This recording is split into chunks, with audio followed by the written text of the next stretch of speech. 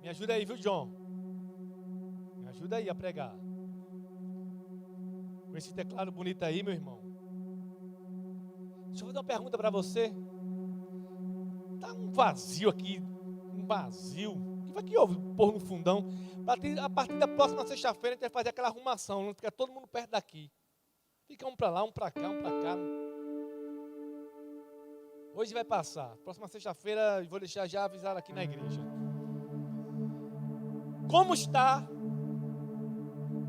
o seu relacionamento com Deus? Eu quero ser usado por Deus para fazer você pensar sobre o seu relacionamento com Deus. Como está o seu relacionamento com Deus? A fase da vida que você está, seja você pré-adolescente, seja você adolescente, seja você jovem, a pergunta é: como está o seu relacionamento com Deus? A verdade é que tudo que a gente está vivendo, esse tempo desafiador que a gente está vivendo, será que a pandemia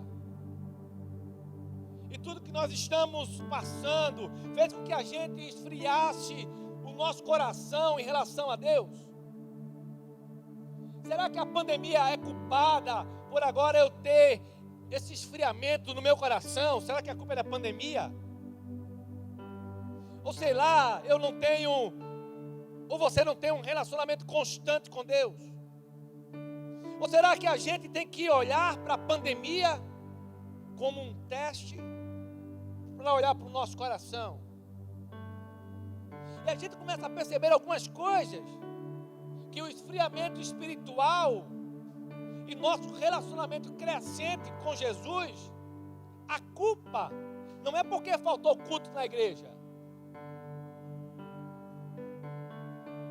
Você não esfriou porque a pandemia chegou, e a culpa é da pandemia, e você, não tem culto, pois eu estou frio espiritual. A culpa não é porque faltou culto na igreja. A culpa não é por falta de programação na liga, do seu esfriamento. Isso com certeza vai ajudar a gente viver um relacionamento crescente com Jesus. As programações, a programação ajuda. Mas você não pode colocar a culpa do seu esfriamento com Deus, no seu relacionamento com Deus, na culpa, na pandemia. Não, porque eu estava sem ir à igreja. Mas você é a igreja. E a Bíblia nos orienta para a gente fechar a porta do nosso quarto, entrar e falar com Deus e ter um tempo com Deus. Mas você já pensou na nossa responsabilidade diária com o nosso relacionamento com Deus? Você já parou para pensar sobre isso? Você já analisou a sua responsabilidade diária no seu relacionamento com Deus? Eu queria que você ficasse ligado, porque Deus quer falar com você. Quanto em porcentagem está a sua vida com Deus? Se a gente pudesse medir o seu relacionamento com Deus, quanto em porcentagem estaria o seu relacionamento com Deus? 40%? 30%? 10%? 5%?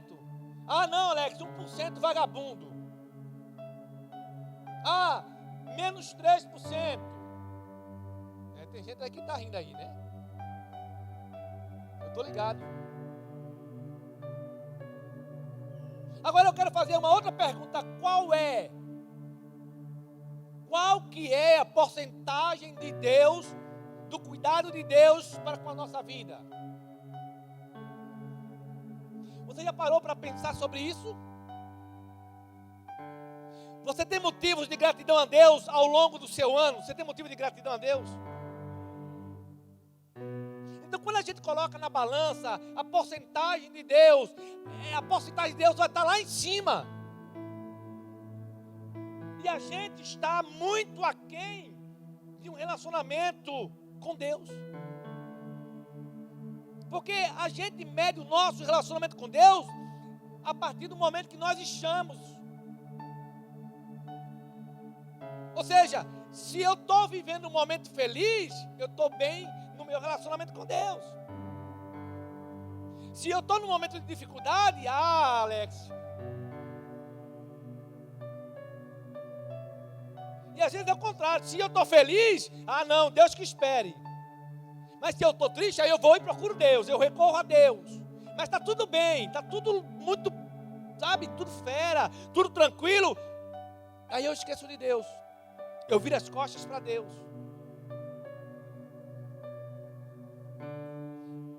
Se eu estou vivendo um momento de dificuldade, aí, não, Alex, cara, deixa Deus de lado, que nada que Deus.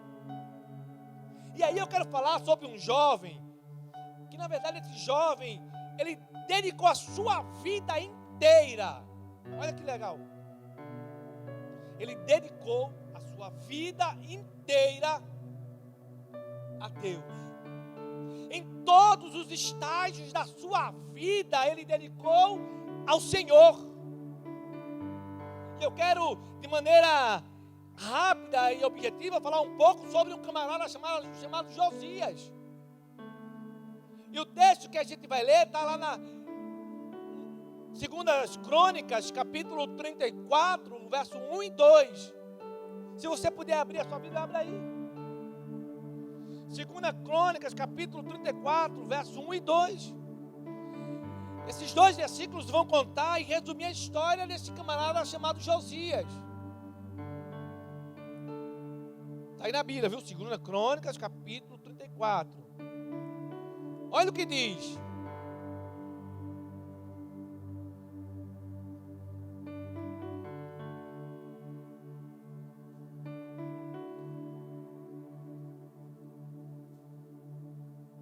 Ô Dudu, acho que aí está 12, não?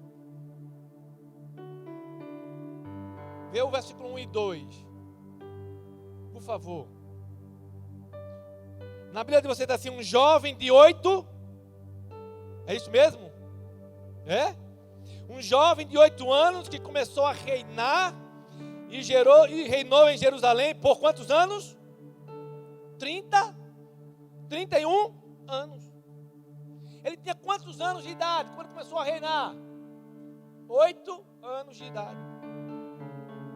Esse pequeno versículo vai trazer uma grande verdade para nós, porque Josias assume o trono com 8 anos. Você precisa saber as histórias da Bíblia. Você sabe tudo sobre série. Tu nem sabia quem era Josias, mas eu vou te falar quem é Josias. E esse camarada vai nos ensinar algumas coisas. Ele assume um reino que estava totalmente dividido. Um reino que estava um caos. Com 8 anos de idade ele pega um reino assim. O seu pai havia sido assassinado pelos políticos daquela época. Parece até que está em Alagoas. Agora imagina comigo uma criança assumindo um reino totalmente dividido, um reino totalmente em crise, um menino de 8 anos assumindo um reino totalmente oposto ao rei, oposição ao rei. Era o PT da época. Então Josias sucedeu o trono do pai, sabendo que muitas pessoas haviam matado seu pai. Imagina a crise dessa criança. Só que a Bíblia vai dizer algo interessante sobre Josias. Ele reinou com 8 anos de idade. E o versículo seguinte vai dizer que ele fez o que era certo aos olhos do Senhor. Ele fez o que o Senhor aprova. E o que isso significa, Alex? Significa que Josias, ele era visto dessa forma por Deus, porque o amor que ele tinha por Jesus era evidente, através da sua obediência. O amor que ele tinha por Deus era evidente através da sua obediência. Eu não obedeço a Deus para amar a Deus, mas porque eu amo a Deus, eu o obedeço, porque eu o amo. Quem ama, obedece. A ordem é essa. Porque Josias amava o seu Deus, ele obedeceu e fez o que era certo aos olhos do seu Deus. Obediência a Deus em todas as situações. Em todas as situações, Josias obedeceu a Deus. Ou será que a gente só obedece quando é conveniente? Quando convém para a gente? Josias confiava em Deus em todas as situações. Josias sabia que podia passar por tudo que ele passou. Porque ele não estava sozinho. Ele sabia que sozinho não dava. Ele precisava de alguém, ele precisava de Deus. E aí você acha que você pode passar por todas as coisas da sua vida sozinho. Você acha que dá conta sozinho. Você acha que dá conta sozinha. Josias, com 8 anos de idade, ele entende que sozinho ele não dá conta de assumir o reino. Entenda isso, você não dá conta da sua vida sozinho, sozinha. Você precisa de alguém, você precisa de Deus.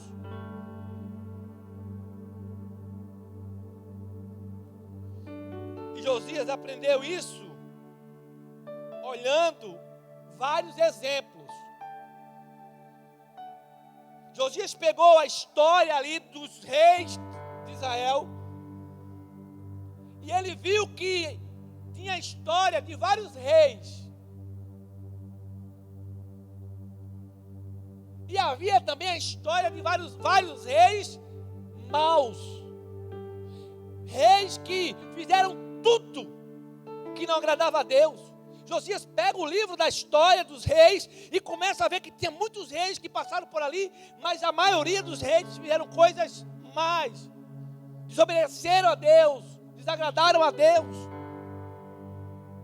Vários reis que decidiram desobedecer a Deus e por causa disso o povo foi castigado. Mas Josias então ele tinha um exemplo. E aí ele se deparou, quando ele está lendo a história dos reis, Josias se depara com um exemplo de um homem, de um rei chamado Davi. Versículo 2 que a Duda colocou aí. Ele seguiu o exemplo de Davi. O texto vai dizer isso. E seguiu o exemplo, coloca aí, Duda, de novo, verso 2. E seguiu o exemplo de seu antepassado Davi. Davi se tornou um exemplo porque Davi era um homem que temia a Deus. Era um homem que amava a Deus. Davi, ele sempre olhava para Deus, era alguém que temente a Deus. Davi era um homem de muitas falhas, de muitos pecados, sim. Você vai ver Davi mentindo, você vai ver Davi adulterando, você vai ver Davi assassinando, você vai ver Davi fazendo escolhas erradas, você vai ver Davi desobedecendo, você vai ver Davi sendo orgulhoso. Só que, por que Davi é chamado de um homem segundo o coração de Deus, mesmo sendo falho? Mesmo mentindo, mesmo adulterando, mesmo sendo um assassino. Por que Davi é chamado de um homem segundo o coração de Deus? Porque Davi era um homem constantemente arrependido. Davi, ele se arrependia constantemente. Qual foi a última vez que você pecou e caiu lágrimas dos teus olhos porque tu pecou contra Deus? Ou já não há mais lágrimas nos seus olhos quando você peca? A minha oração é que o Espírito Santo gere em mim e você uma tristeza de arrependimento profundo diante do pecado.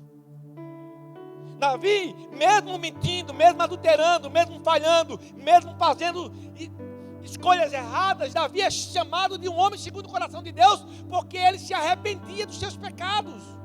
E isso ele fazia constantemente. Davi buscava e reconhecia o seu pecado, e aí então Davi muda. Ele mudava a sua atitude e ele mudava. E esse homem, quando Josias vai ler o livro dos reis, que reinaram antes dele assumir, esse menino, ele vê que tem muitos reis maus, mas tem um rei que pode ser um exemplo para ele.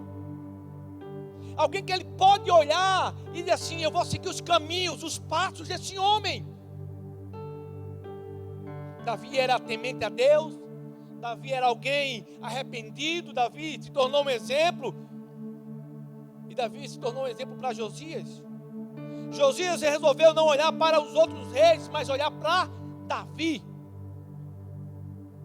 É isso, e isso também nos ensina, porque nós também devemos seguir bons exemplos. Quem você está seguindo? A Bíblia vai dizer que se você quer ser sábio, ande com sábio. A Bíblia vai dizer que se você quer se tornar um tolo, ande com os tolos. Mas a Bíblia vai nos mostrar o nosso exemplo maior e perfeito, que é Jesus. E Jesus está dizendo para mim e para você agora: olha, me siga. Jesus está dizendo para mim e para você agora: tome a sua cruz e me siga. Negue-se a si mesmo e me siga. Cadê o Daniel? Como é? Follow me. Como é? Fala. Jesus é o exemplo de alguém que foi temente a Deus em todo o seu caminhar. Olhe para Jesus e siga Jesus. Seja como Jesus. E nós precisamos olhar para esse exemplo, porque Jesus sempre nos chama ao arrependimento, buscando mudar as nossas atitudes, e por isso ele, Jesus, se torna o nosso maior exemplo. E é interessante que o texto vai continuar dizendo que Josias, ele... Cadê o verso 2, Dura? Está aí o verso 2? O texto vai continuar dizendo que Josias não se desviou nem para um lado, nem para o outro, nem para a esquerda, nem para a direita. Ele não se desviou. Ele fez o que era reto ao Senhor, o que era certo, o que agradava ao Senhor. Ele obedeceu ao Senhor. Ele teve um bom exemplo, que era Davi. Porque, irmãos, olha para aqui. Ele poderia sim seguir o exemplo dos maus reis, sim ou não? Podia. Ele tinha uma escolha a fazer. Mas ele decidiu não seguir a conduta dos reis maus. Ele decidiu. Ele fez uma escolha. Não, eu vou olhar para a vida de Davi, esse rei, e eu vou seguir os seus passos. Josias, ele se decidiu, olha só, não se desviar. A Bíblia vai dizer que um cara chamado Demas, que Demas amou mais o mundo do que Jesus. Josias, ele decidiu não pegar um atalho enganoso. Josias, ele decidiu não se contaminar. Josias, ele decidiu não ir por impulso, pelo momento. Josias, ele decidiu não seguir o seu coração.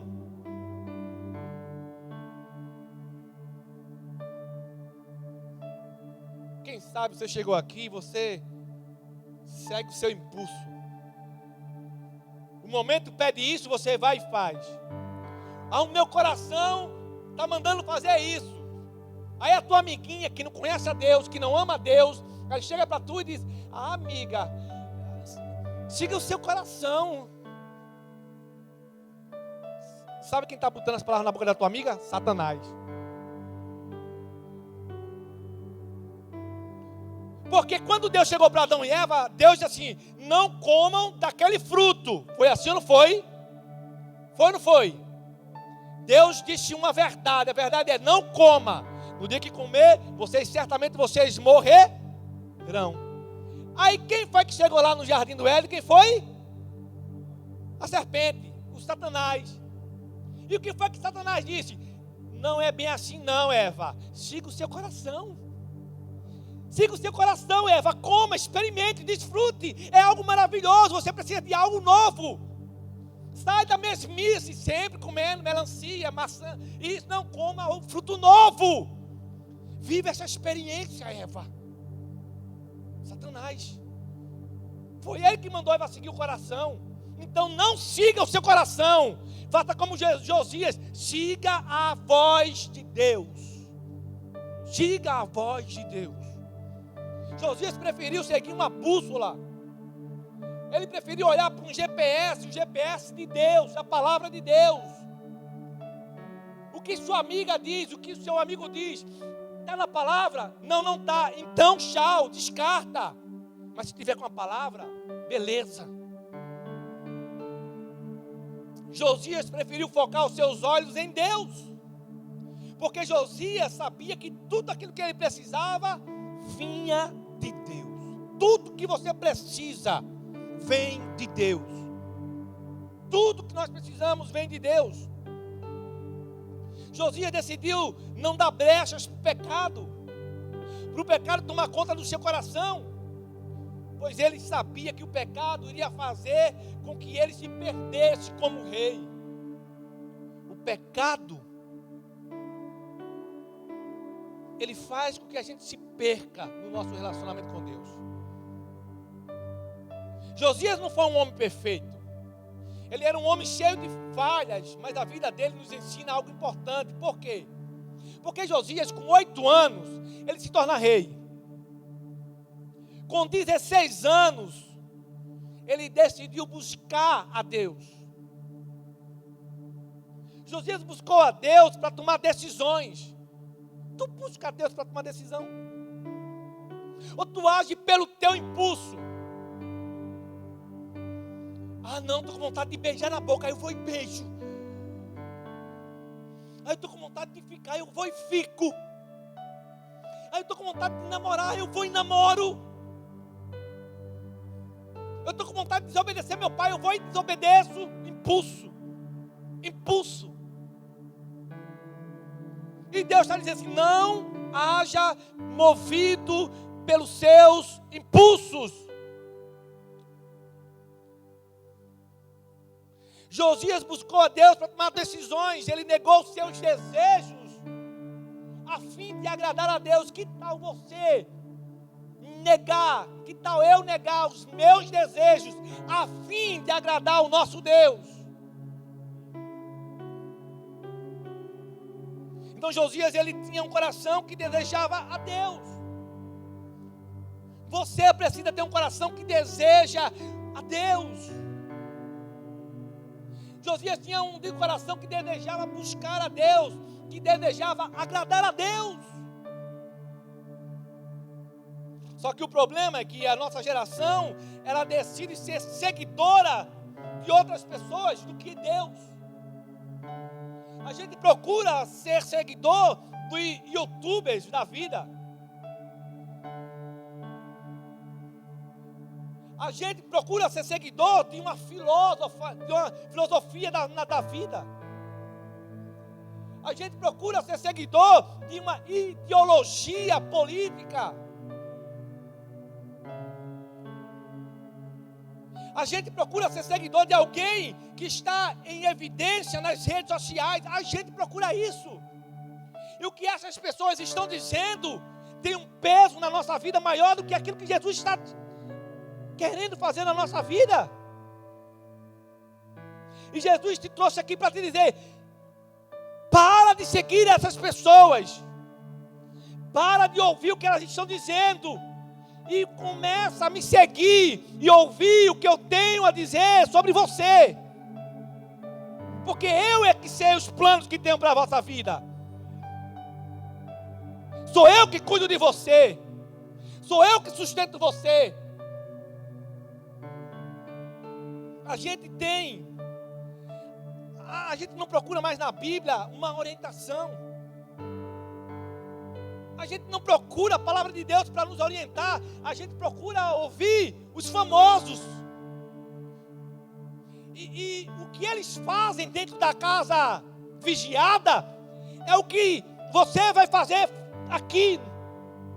Você procura imitar o que eles estão fazendo, o que eles estão dizendo, usar o que eles estão usando. Porque você é seguidor dele, você é seguidora dela. E você não se parece com Jesus.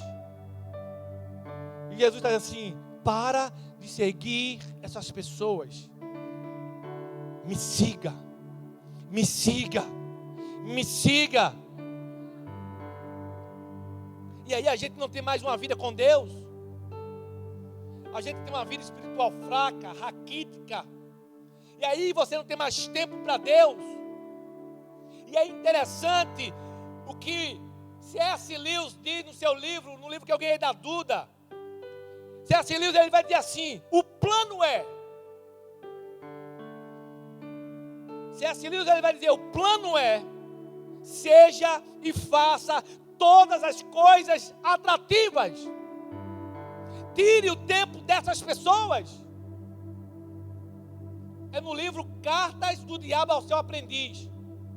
Ele diz: o plano é, seja e faça todas as coisas atrativas. Tire o tempo das pessoas, para que elas não tenham tempo de buscar a Deus. Faça tudo o que é atrativo. Por isso que o mundo é atrativo. Por isso que as coisas lá fora, que são opostas a Deus, elas são atrativas. E isso é para tirar o seu tempo. E aí quando você olha para o relógio, você diz: eu estou cansado. Ah, Deus, não, fica para amanhã. Ah, Deus, fica para o mês que vem. Ah, esse negócio de fazer devocional, fica para amanhã. Ah, não, Deus, essa coisa de orar, fica para amanhã. Porque você está, sabe, encantado com o mundo, com as coisas do mundo. Leia esse livro, Cartas do Diabo ao Seu Aprendiz. Tudo no mundo é atrativo. A balada é atrativa. O celebration é atrativo. O carnaval é atrativo. As festas hoje de adolescente, o pai faz a festa com o adolescente, larga todo mundo lá, o pai sai, e um monte de adolescente, todo mundo se agarrando, ninguém é de ninguém, e todo mundo achando isso atrativo. Esse livro diz isso, que Satanás faz todas as coisas atrativas, para que essas pessoas atraídas pelo mundo não tenham tempo mais para Deus. E a gente vai se deixando levar, e isso vai fazer com que a gente olhe para Deus de uma forma pequena. A gente começa sendo levado e a gente olha para Deus como uma coisa pequena, e a gente diz: ah, Deus é pequeno para resolver o meu problema. Ah, Deus não vai resolver a minha situação. Ah, Deus não vai resolver o meu problema. Ah, Deus não resolve os problemas do meu coração. Ah, Deus não sabe cuidar do meu futuro.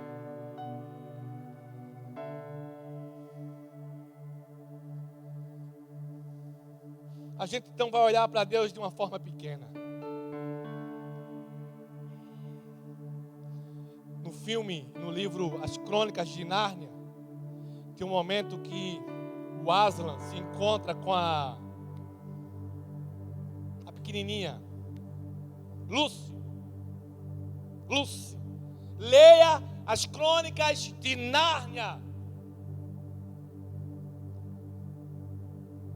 E ela olha para Aslan: isso é fantástico, irmão. Eu dá vontade de assistir de novo o filme direto. E ela olha para Aslan, que é o leão, se você não sabe, tá? Ela diz: Aslan, como você está grande, como você cresceu. E ele diz: não, Lúcia. Aslan é a figura de Deus, de Cristo. E eles: não é que eu cresci, é você que cresceu. Porque à medida que a gente cresce no nosso relacionamento com Ele, Essa é a ideia do filme. À medida que a gente cresce em intimidade com Deus, a gente vê o nosso Deus de maneira grande. E não um Deus pequeno, mas um Deus que está em nós, que luta por nós, que se preocupa com a gente. Josias decidiu buscar a Deus. Tudo que acontecia no reino, ele buscava a Deus. Tudo que acontece na sua vida, você precisa buscar a Deus, os conselhos de Deus. Tudo que acontecia na vida de Josias, ele buscava a Deus. E aí Josias foi crescendo, entendendo essa vida com Deus. E aos 20 anos, ele direcionou Judá e Jerusalém. Ou seja, Josias promoveu uma reforma. Começou com 8 anos. Aos 16 ele busca a Deus. Aos 20 anos ele promove uma reforma. Ele promoveu um movimento. Ele transformou toda aquela cidade. Toda aquela cidade. Ele começou a ensinar. Ele começou a direcionar o povo. Ele começou a fazer com que o povo vivesse um processo de purificação. Um processo de limpeza de coração. E esse processo foi tão grande que o povo começou a tirar os ídolos e jogar os ídolos longe. Essa noite Deus quer arrancar os ídolos do seu coração. Um ídolo não é simplesmente uma estátua ou um objeto. O ídolo é algo produzido, gerado, construído e fabricado pelo nosso coração. João Calvino disse que o nosso coração é uma fábrica de ídolo. E um ídolo é tudo aquilo que ocupa o lugar de Deus no nosso coração.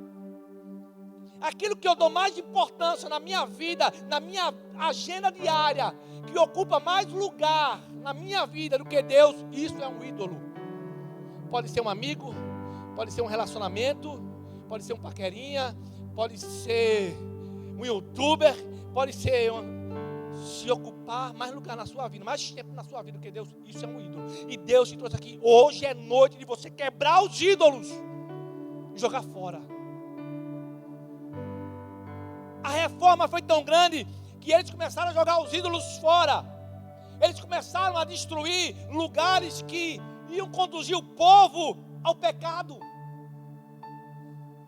A reforma foi tão grande, a purificação no meio do povo foi tão grande, que eles começaram a destruir casas de prostituição, casas de bebedeiras. Eles passaram por uma purificação. Deus quer purificar o meu e o seu coração nessa noite. O povo começou a entender que Deus era um Deus que queria se relacionar com eles. E aí aos 26 anos, Josias resolve restaurar o templo. O templo era o lugar de adoração a Deus. E aí enquanto eles estavam naquela reforma, os sacerdotes encontraram o livro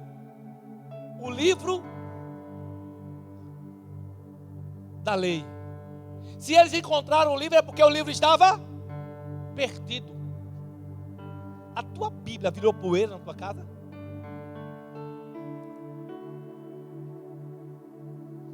O teu relacionamento com Deus se resume a um versículo por semana? Eles encontraram o livro da lei e levaram o livro até Josias. E na hora que Josias começou a ler o livro da lei, os 10 mandamentos, Josias, ele rasgou as suas vestes. Porque a tradição dizia que quando alguém rasgava uma parte da roupa, a tradição dizia que aquela pessoa estava indignada. Porque na hora em que Josias olhou para a lei do Senhor, Josias viu que o povo estava totalmente desviado. Que o povo estava muito longe de agradar a Deus. E aquilo deixou Josias indignado. E ali Josias começou a propagar aquela mensagem para o povo. E ele começou a dizer para o povo: se arrependam. Se arrependam dos seus pecados. Se arrependam da conduta de vocês. O que vocês estão fazendo não agrada ao Senhor. Se arrependam. Nós estamos desobedecendo a Deus. E é por isso que nós estamos sendo castigados por Deus. E aí então, olha que coisa maravilhosa. Depois que ele transmite essa mensagem para o povo se arrepender, o povo assumiu um compromisso de obediência a Deus. Deus quer que você assuma um compromisso de obediência a Ele. Eles assumiram um compromisso de obediência a Deus. E a Bíblia vai dizer em 2 Crônicas, capítulo 34, o verso 33. Olha só. Estão comigo? Estão comigo? Acompanhou a história todinha. Josias, ele assume um reino dividido, um caos, mataram seu pai, assassinaram seu pai.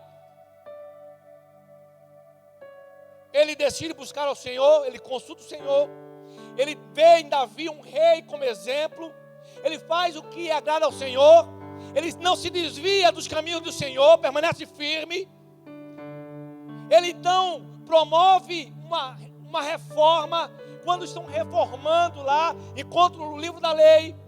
Ele começa a ler os mandamentos e vê que o que o povo está fazendo, a conduta do povo, não agrada a Deus. O povo começa a jogar os ídolos fora. O povo começa a queimar as casas de prostituição. E aí Josias diz: se arrependam. Façam um compromisso com Deus. O povo então decide fazer um compromisso com Deus. E no verso 33 do capítulo 34 de 2 Crônicas, olha que maravilhoso. Como Deus falou comigo isso aqui hoje. Enquanto Josias viveu, o povo tinha acabado de fazer o quê? O povo tinha acabado de fazer o quê? Tinha compromisso com Deus, de obedecer a Deus. Enquanto Josias viveu, esse povo não deixou de seguir os caminhos de Deus. A minha oração é que enquanto eu viver, todos vocês não deixem de seguir o Senhor nosso Deus. Que vocês passem nessa vida de pré-adolescente, de adolescente, de jovem, adulto, ancião, seguindo, servindo, amando ao Senhor. Enquanto Josias viveu, o povo não deixou de seguir a Deus. E aí, aos 31 anos, Josias, em uma batalha, ele morreu, infelizmente. Mas Josias deixou um legado. Com 8 anos de idade, ele assumiu o reino. 31, ele morre e deixa um legado. Um grande legado. Qual foi? Ele honrou o nome de Deus, a qual faz ele ser lembrado como um grande rei na história de Jerusalém. A Bíblia vai dizer que nunca antes houve um rei como Josias. Olha que maravilhoso. Nunca houve um rei como Josias. A Bíblia vai dizer um rei que se voltou para o Senhor com todo o coração, de toda a sua alma, de todas as suas forças. E Josias obedeceu toda a lei de Moisés. Toda a lei de Deus que foi dada a Moisés. Josias tinha algo a nos ensinar aqui. Que independente da fase de vida que você viva, independente da fase de vida que você viva, nós devemos buscar a Deus em todos os momentos da nossa vida. Não há um intervalo, não há uma pausa. Devemos buscar ao Senhor em todos os momentos da nossa vida. Josias nos mostra isso. Que seja antes da pandemia, que seja durante a pandemia, que seja depois da pandemia, a nossa vida com Deus, ela deve ser constante, ela deve ser crescente e ela deve ser contínua. Em todos os momentos da vida. Josias, ele buscou a Deus. Josias, ele nos conta a sua história de sucesso, de uma vida, de uma busca, de uma jornada, de um relacionamento com Deus. Porque com certeza Josias, ele era esperto. Josias olhou para os exemplos. E aí ele se depara com o exemplo de Salomão. E Salomão, ao fim da sua vida, dá uma série de exemplos, de conselhos para jovens. E uma das coisas que é dito por Salomão é: jovem, lembre-se do seu Criador nos dias da tua mocidade, da tua juventude. Jovem, se lembre do seu Criador enquanto você tem força. Jovem, se lembre do seu Criador enquanto você consegue pensar, enquanto você consegue raciocinar. Jovem, se lembre do seu Criador todos os dias da sua vida. E Salomão continua dizendo que o propósito, que aquilo que é essencial para o ser humano, para toda pessoa, quem entendeu quem Jesus é, o essencial é quem Jesus é. O essencial é o que Jesus fez, o que Jesus é. E ele vai dizer: tema a Deus. Esse é o essencial para quem entendeu quem Jesus é. Qual é, Salomão? Tema a Deus. Tema a Deus e obedeça os seus mandamentos. Tema a Deus e obedeça aos seus mandamentos, pois isso é essencial para a sua vida. Isso é essencial para a sua vida. Temer a Deus e obedecer a Deus. Certo, mas Alex, tudo isso é legal. A história de Josias é maneira. Mas como é que eu posso viver tudo isso? Primeiro, reconheça a sua necessidade de Deus. Você precisa reconhecer que você precisa de Deus. Você precisa reconhecer quando a vida sem Deus não tem sentido. Talvez você, se a gente fosse bater um papo depois, você me dissesse assim: Alex, eu sou um jovem que me sinto sozinho. Alex, eu sou um jovem que sinto um vazio no meu coração. Olha, Alex, eu sofro muito porque eu erro muito. Olha, Alex, eu sofro muito porque os outros erram comigo. Sabe, Alex, eu sofro muito porque eu me afundo com os meus pensamentos pessimistas. Alex, eu sofro com os vícios, porque eu não deixo e nem quero deixar os meus vícios. Os meus vícios de videogame, os meus vícios na bebedeira, os meus vícios na pornografia, os meus vícios na mentira, os meus vícios nas questões do meu orgulho, os meus vícios na droga. Olha, tem uma coisa que mudou e está mudando a minha história, a minha vida. Essa coisa se chama Jesus Cristo. Eu era alguém totalmente perdido. Eu fiz coisas erradas.